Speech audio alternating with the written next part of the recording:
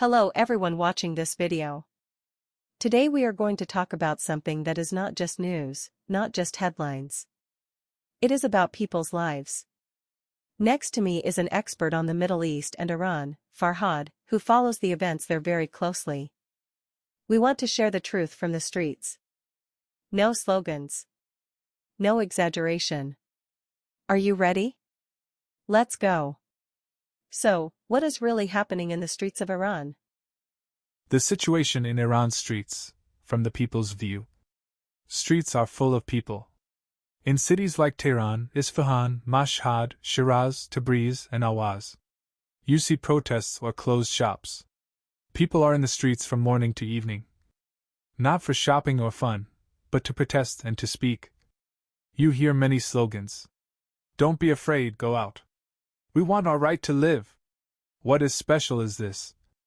These protests are not for only one group. Young people, workers, shopkeepers, students, men and women. All are there. And their message is simple. We cannot live like this anymore. Thank you for explaining that.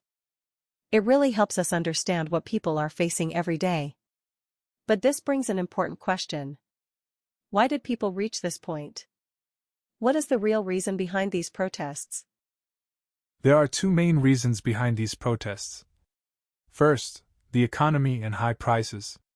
Prices went up very fast. Bread, meat, gas, taxi fares, everything is more expensive. Some families even have to buy basic food like flour and oil in installments. Because they do not have enough money. Second, the value of the Iranian money went down.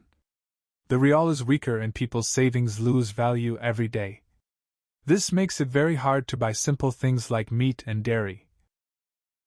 For many people, life like this feels meaningless. That is very hard to hear. Many people also say they feel very alone. They cannot even communicate easily. There is no internet. Can you explain what the internet shutdown means for people? Right now many people experience almost no internet. When protests grow, the government shuts down the internet and phone lines. So that voices cannot go out. And people cannot share news.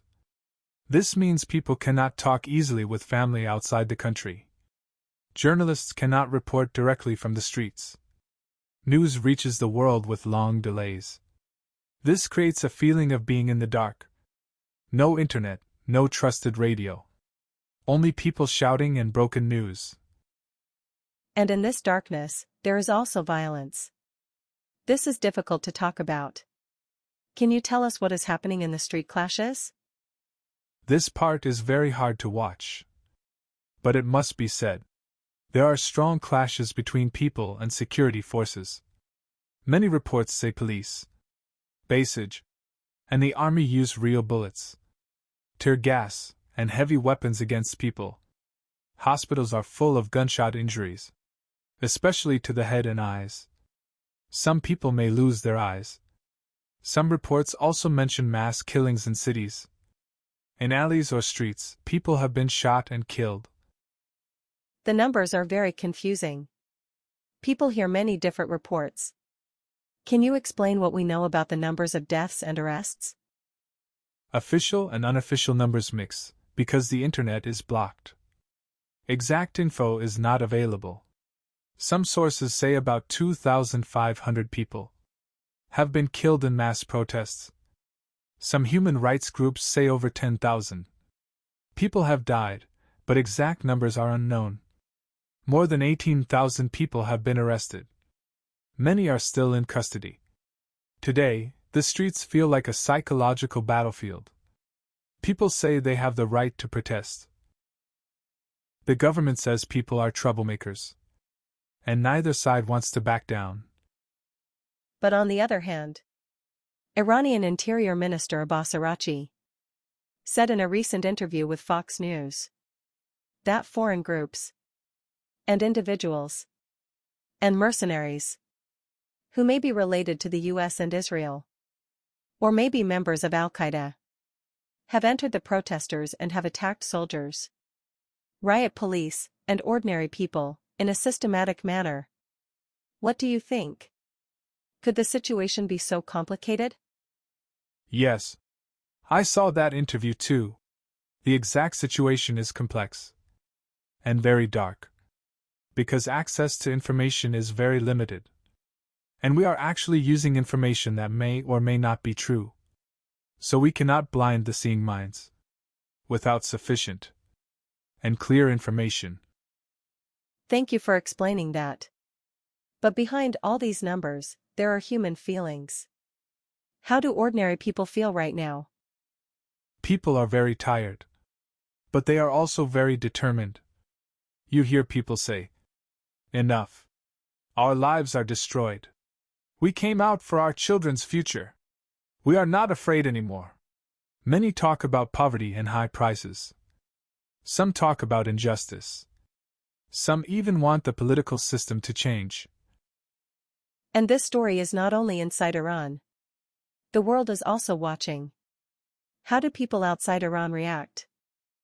In many cities around the world, people go out to support Iran. In Paris, Berlin, Tokyo, and New York, Iranians and supporters walk in the streets and speak up. They say, "The voices of the people of Iran must be heard." This shows that the situation in Iran is not forgotten. People outside also support and report it. Thank you for sharing all of this with us. Let us close with a simple summary. The economy is bad, and life is hard. People are tired of high prices, lack of money, and a dark future. Streets are full of protests. From men and women to young and old. Internet is shutdowns. Reports are incomplete and scattered.